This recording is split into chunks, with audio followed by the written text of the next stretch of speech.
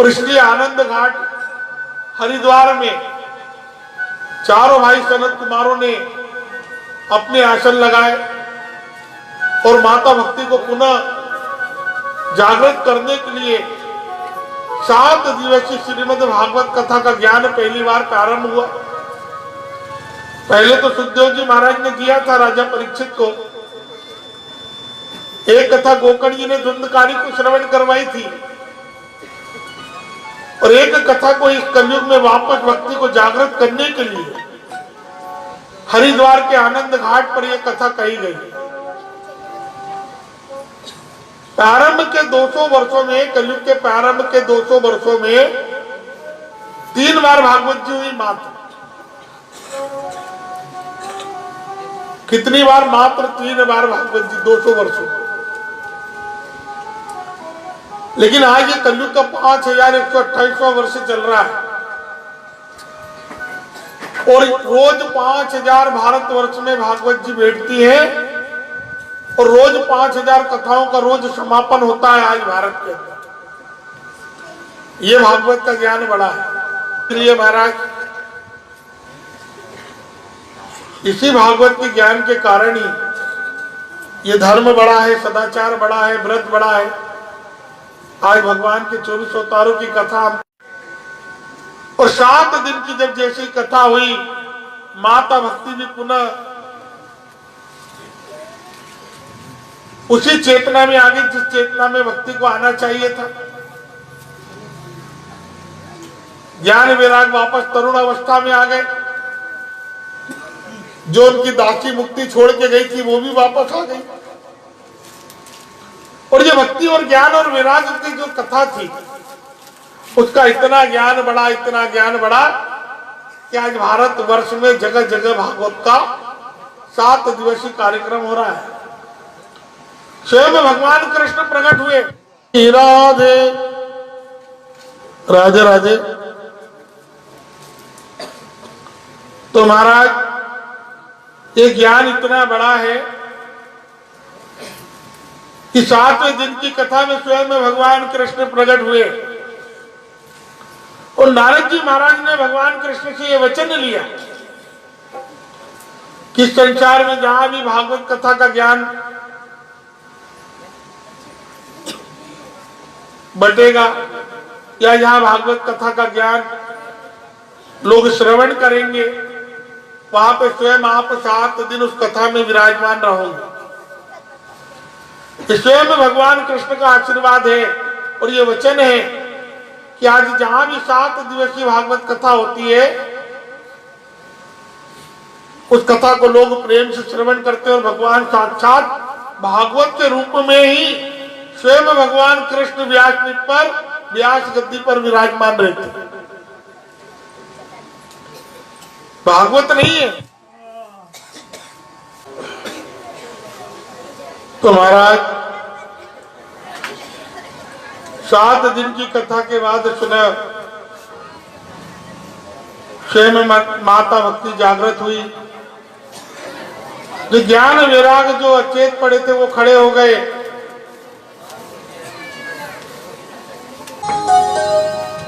बिना गुरु की कृपा से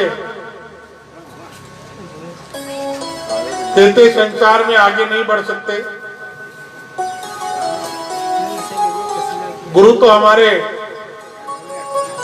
स्वयं भगवान के भी थे। भगवान कृष्ण को भी गुरु बनाने की आवश्यकता पड़ी थी। स्वयं राम जी ने गुरु बनाए, संत शिरोमणि संत श्रीनाथ जी महाराज ने गुरु बनाए और गुरु अनुकंपा से ही भक्ति का मार्ग प्राप्त होता है।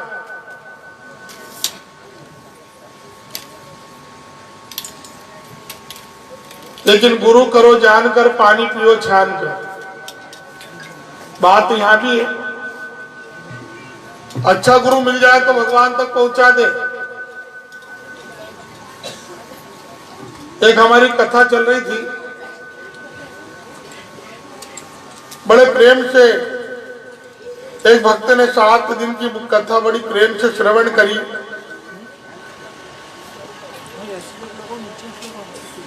7 दिन की जैसे कथा का समापन हुआ तो कथा सुनकर वो अपने घर पहुंचे।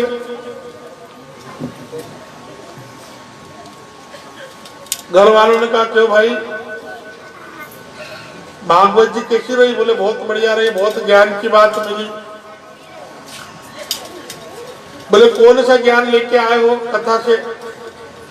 घर वालों ने पूछा कि 7 दिन वहां पर रहकर तुमने भागवत जी का ज्ञान प्राप्त किया, तो ज्ञान कौन सा लिया महाराज?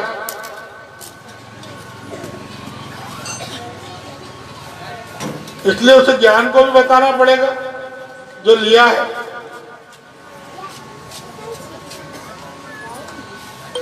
और इसलिए महाराज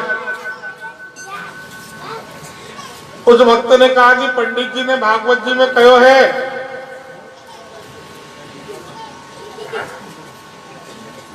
कि परमात्मा उठाता सबको भूखा है, सुलाता किसी को भूखा नहीं। ये ज्ञान हमने लिया है कि भगवान को निस्वार्थ याद करो, जबकि हमने कहा था कि कर्म भी करना पड़ता है, लेकिन वो कर्म वाला शब्द भूल गए। उसको सिर्फ इतना याद रहा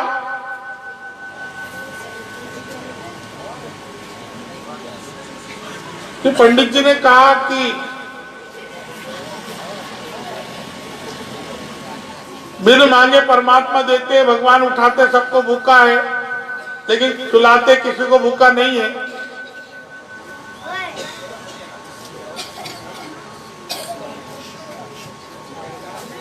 और 2 दिन 4 दिन 6 दिन हो गए, बोले भाई अब भागवत जी हो गई है,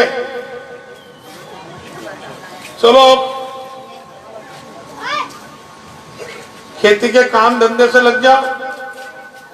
बोले नहीं, पंडित जी ने तो कही है कि भगवान उठाता भूखा है लेकिन सुलाता भूखा नहीं, तो फिर खेत में जाके काम करने की जरूरत का ही है? मतलब खेत में जाके काम करने की जरूरत पंडित जी ने कही थी।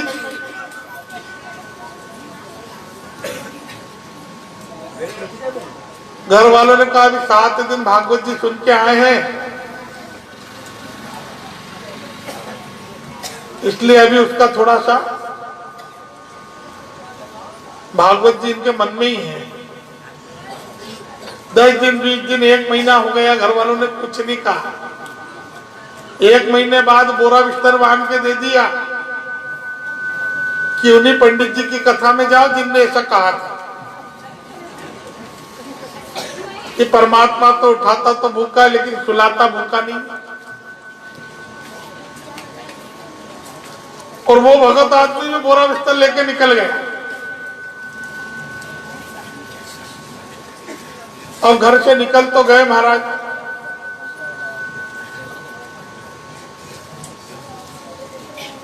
हमारी मां नर्मदा का मंदिर और एक सुंदर नर्मदा के स्थान पर राम जी का, रामलला दरबार का मंदिर और सुंदर एक आश्रम मिला। चलते चलते आश्रम में गुरुजी के पास पहुंचे महाराज। आश्रम में गुरुजी थे और भी जो लोग थे शिष्य लोग वो भी थे। उसने मन में विचार किया कि बहुत सुंदर आश्रम है। अब आश्रम में रहने वालों को देखा तो सब लाल स्वरूप पड़े हुए, मोटे ताजे, खाते पीते घर के जैसे।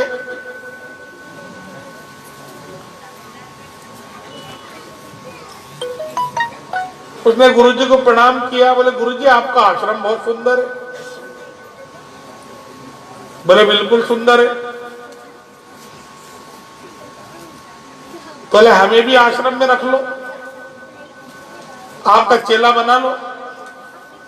गुरुजी ने कहा चेले उनको कुछ काम धाम भी करना पड़ता, क्या काम करोगे? बोले नहीं, हमको तो भागवत जी वाले पंडित जी ने कहा कि भगवान उठाता भूखा है लेकिन सुलाता भूखा नहीं। अब आप रखो तो ठीक, नहीं तो आगे चले महाराज। आश्रम के गुरुजी ने मन में विचार किया कि कोई सरल व्यक्ति है, थोड़े दिन आश्रम में रहेगा तो काम करना सीख जाएगा, इसलिए उसको रख लिया। तिलक कर दिया, कलेवा बांध दिया, चलो आज से तुम हमारे चेले। अब गुरुजी से पूछने लगा, महाराज यहाँ खाने पीने की व्यवस्था कैसी है? बोले नर्मदा का किनारा है, खूब भंडारा चलता है, खूब खाओ पियो, खूब प्रसाद लो।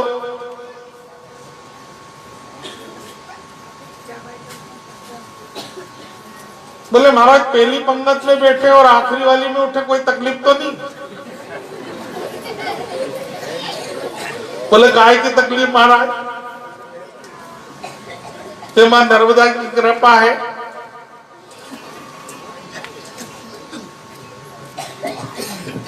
अब आश्रम में रहने लगे, रोज भोजन बनता है, 11 बजे रोज तैयार भोजन भोग लग गया है, और रोज भोजन में थाली लेके बैठ जाए, भोजन आ जाए, खूब पेट भर के भोजन करे। महाराज इनका जो खाता खुला था वो खाने के लिए खुला था, कोई कोई का खाता ही खाने के लिए खुलता है, तो इनका जो खाता खुला था वो खाने के लिए खुला था। पहली पंगत में बैठे, आखिरी में उठे, 8 दिन निकल गया महाराज। कुछ नहीं, बस दोनों टाइम की रास्ता देखना कि कब भोजन तैयार हो जाए। और 9वें दिन जैसी थाली लेके गए ना, तो भोजन परसने वाला आया, 11 से 12 बज गई, 1 बज गई। इधर बार बार पेट पे हाथ फेरे, भोजन आ नहीं रहा,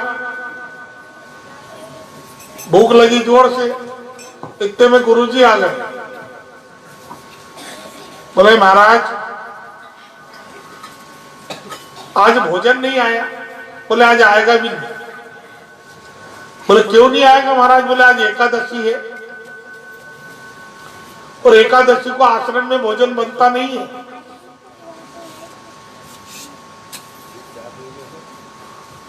वो भक्त कहने लगा, महाराज आपकी तो एकादशी है,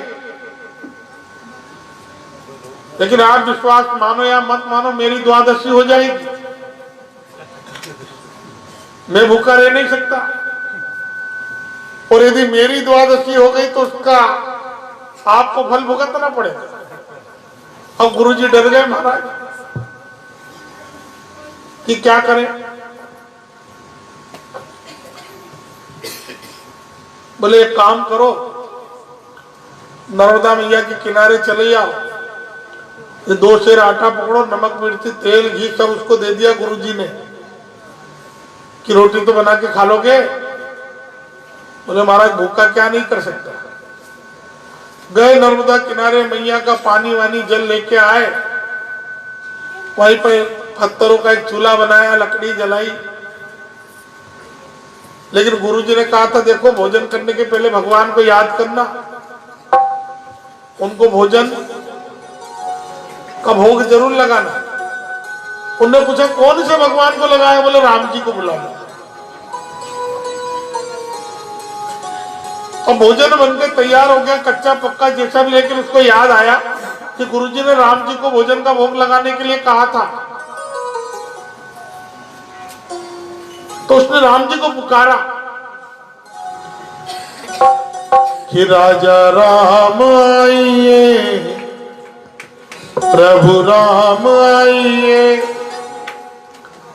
आकर के भोजन का भोग लगाइए। राजा राम आइए, प्रभु राम आइए, आकर के भोजन का भोग लगाइए। राजा राम आइए, प्रभु राम आइए, आकर के भोजन का भोग लगाइए। राजा राम आइए, प्रभु राम आइए, आकर के भोजन का भोग लगाइए। आकर के भोजन का भोग लगाइए। आकर के भोजन का भोग लगाइए।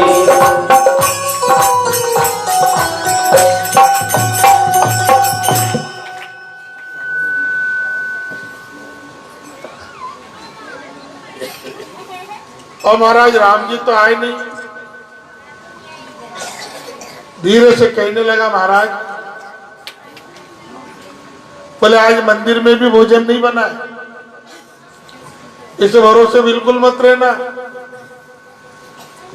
हमारे पास तो मां नर्मदा का जल है, कच्चा पक्का हमने बनाया है, अब आ जाओ तो आपकी इच्छा। ये बात भगवान तक पहुंच गई और इसी बात को याद करके भगवान ने कहा कि आज चलो कोई निर्मल सरल व्यक्ति कोई पुकार रहा है, इसके भोजन का चल के भोग लगाना चाहिए। तो भगवान राम जी और सीता जी प्रकट हो गए और जहां सीता जी राम जी प्रकट हुए, अब भोजन तो उसने 2 जनों का बनाया था और 2 जने तो सामने खड़े। अब एक तरफ भला आदमी भोजन को देखे, एक तरफ सीताराम जी को देखे। धीरे से कहने लगा, महाराज हमने तो आपको अकेले ही बुलाया था। राम जी कहने लगे, हम अकेले कहीं जाते नहीं, हमारी शक्तियां हमारी साथ में रहती हैं और सीता हमारी शक्ति है। मन में विचार करने लगा कि लगता है कि आज एकादशी हो ही जाए, और इसी भाव से महाराज उसने जैसे तैसे भगवान को भोजन का भोग लगाया। भगवान भी परीक्षा ले रहे थे, भगवान ने भी सब कच्चा पक्का जितना था सब साफ कर दिया, एक कोल छोड़ा मुश्किल से, और वो एक कोल भोजन उसने ग्रहण किया। राम जी जाने लगे तो राम जी से पूछने लगा, बोले प्रभु मुझे इतना बताइए कि अगली एकादशी को कितने आओगे? हाँ वैसी व्यवस्था करें महाराज। भगवान ने भी कह दिया, नहीं जितने हैं उतने ही आएंगे, ये नहीं कहा कितने आएंगे।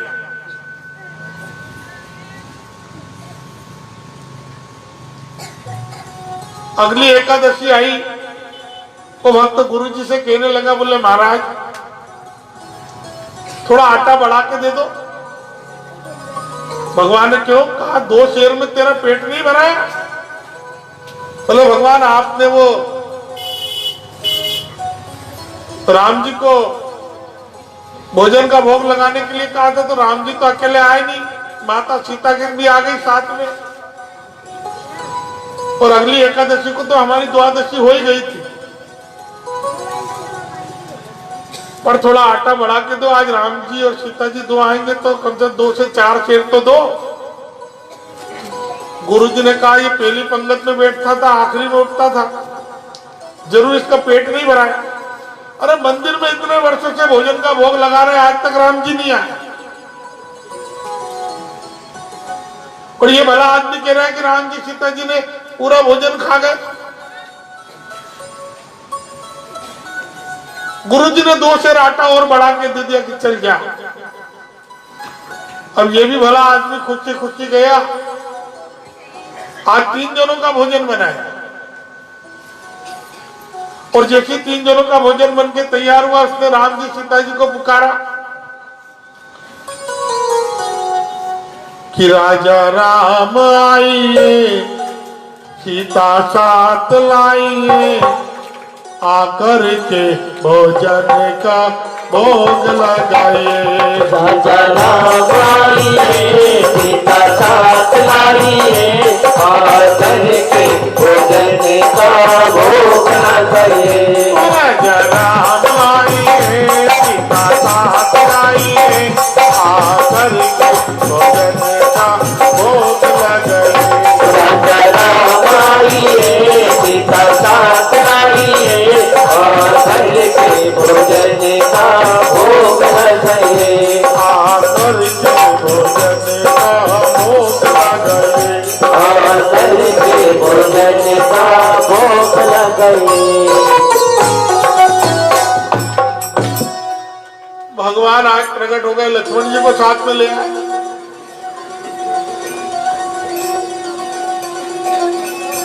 अब एक तरफ राम जी सीता जी को देखे, एक तरफ लक्ष्मण जी को देखे महाराज, फिर भोजन को देखे, फिर राम जी सीता जी लक्ष्मण जी को देखे।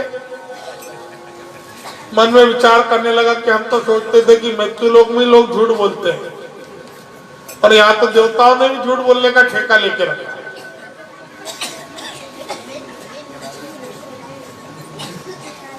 बोले प्रभु आपने तो कहा था कि हम जितने उतने ही आएंगे।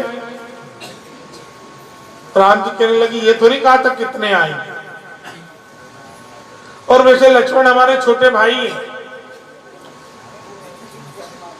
वन में भी पीछे लग गए थे 14 वर्ष। लगता है तुमने रामायण नहीं पढ़ी, थोड़े हट्टी हैं, जिद्दी हैं। बोले महाराज रंग रूप से तो लगते नहीं है कि आपके भाई हैं। आप श्याम वर्ण वाले, ये गोरे वर्ण वाले। आपका मुख चंद्रमा के चकोर के समान, और इनका मुख देखो तो ऐसा लगता है भी फन मार देंगे। और ठेले शेषनाग का अवतार महाराज, तो क्रोध तो मुख पे रहेगा। लेकिन धीरे से कहने लगा भगवान आपकी जोड़ी बहुत सुंदर लगती है, आप लगते अच्छे। राम जी ने कहा चलो जल्दी जल्दी भोजन करा। आज भी भगवान ने पूरा भोजन साफ कर दिया, एक कुल भोजन छोड़ा। अब राम जी जाने लगे तो राम जी से कहने लगा महाराज आज सच्ची में बताओ कितने, अगली एकादशी को कितने आओगे। तो भगवान ने भी कह दिया कि जितने हैं उतने ही आएंगे। भक्त ने मन में विचार किया कि अच्छी बात है, अगली एकादशी को मिलेंगे। अगली एकादशी आई, गुरुजी से कहा और आटा बढ़ा के दो।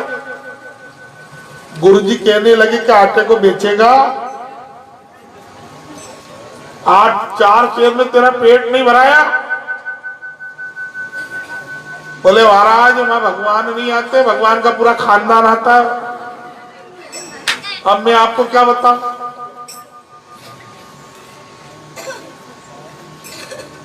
और इसीलिए महाराज गुरुजी ने कहा कि आज इसका पीछा करेंगे। गुरुजी ने 8 शेर आटा दिया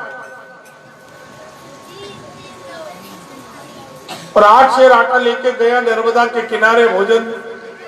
मन में विचार किया कि आज बनाते ही नहीं, पहले देखे तो बुला के कि आटे कितने हैं। इसलिए आज भोजन नहीं बनाया भक्त ने। आज भगवान को पुकार लिया कि राजा राम आइए, सीता राम आइए, लक्ष्मण साथ लाइए, आकर के भोजन का भोग लगाइए। राजा राम आइए, सीता राम आइए, लक्ष्मण साथ लाइए, आकर के भोजन का भोग लगाइए। राजा राम आइए, सीता राम आइए, लक्ष्मण साथ लाइए, आकर के भोजन का भोग लगाइए। राजा राम आइए, सीता राम आइए, लक्ष्मण साथ लाइए, आकर के भोजन का भोग लगाइए। आकर के भोजन का भोग लगाइए। आज भगवान प्रकट हुए रामलला दरबार के साथ। राम लक्ष्मण जान की जय बोलो हनुमान की, और भरत शत्रुघ्न साथ में। भगवान ने कहा महाराज जल्दी जल्दी भोजन का भोग लगाओ, दूसरी जगह जाना है। बोले प्रभु आज हमने भोजन नहीं बनाया। बोले भोजन नहीं बनाया तो क्यों बुला लिया। बोले महाराज 2 बार से आप झटके दे रहे थे, आज हमने दे दी।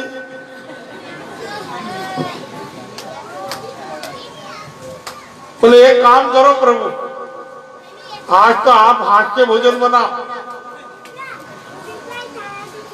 हाथ से तुम सब मिलके भोजन बनाओ, तुम भी पाओ और हमको भी खिलाओ। भगवान कहीं भारी फंसे आज। जैसे तैसे महाराज कहीं सीता जी ने चूल्हा जलाया, भरत जी ने कहीं शाक कतरी के, लक्ष्मण जी नर्मदा का जल लाए, हनुमान जी ने जंगल से लकड़ी लिया है। अब माता सीता चूल्हा जला रही है। दूर देवी देवता देख रहे हैं, बड़े बड़े संत महात्मा देख रहे हैं। भरत जी भंडाने बनाने लगे, भरत जी भंडारे बनाने लगे, भरत जी भंडाने बनाने लगे, भरत जी भंडारे बनाने लगे, लक्ष्मण जी जल तो लाने लगे, लक्ष्मण जल तो लाने लगे, भरत जी भंडाने बनाने लगे, भरत जी भंडारे बनाने लगे, साधु संत आने लगे, साधु संत आने लगे, भरत जी भंडाने बनाने लगे, भरत जी भंडारे बनाने लगे, भरत जी भंडाने बनाने लगे। अब माता सीता चूल्हा जलाए और भोजन बनाए तो संत महात्मा देवी देवता रुकेंगे? धीरे धीरे भीड़ लगने लगी मां का भंडारा देख के। और ये भक्त देख रहा कि यहाँ तो ही भोजन तैयार नहीं हुआ और ये कौन कौन यहाँ आ रहा है, लगता है आज भी हमको भोजन मिलने वाला नहीं, क्योंकि संतों की भीड़ लग गई। देवी देवता आ गए कि माता सीता के हाथ का आज भंडारा खाने को मिलेगा। इतने में पीछे से गुरुजी भी आ गए। गुरुजी ने कहा क्यों भक्त, इतना भोजन बनके तैयार रखा हुआ है, किनको खिलाओगे इतना भोजन? तो भक्त कहने लगे सामने रामलला दरबार बैठा है, देवी देवता बैठे हैं, संत महात्मा बैठे, ये आपको कहीं दिख नहीं रहा है? गुरु जी कहने लगे महाराज हमें तो तुम दिखाई दे रहे हो और ये भोजन दिखाई दे रहा है। उस भक्त ने कहा भगवान से प्रभु आप हमें दिखाई दे रहे हो,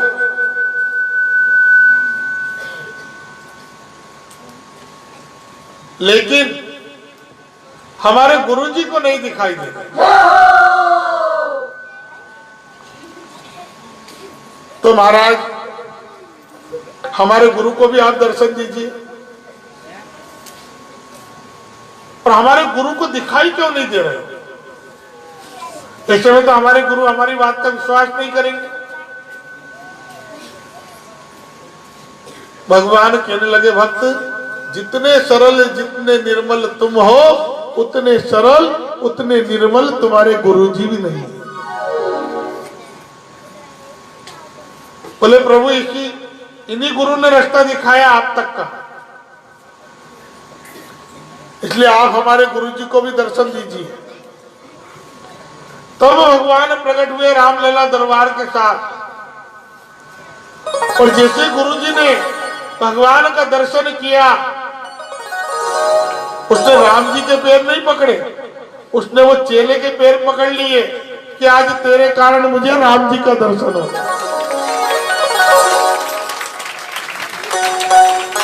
क्योंकि आत्मा सरल जिसकी हो,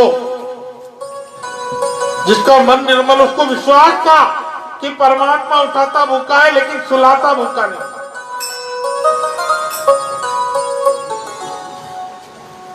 तो नर्मदा का जल था, और झूला झूले नर्मदारी मां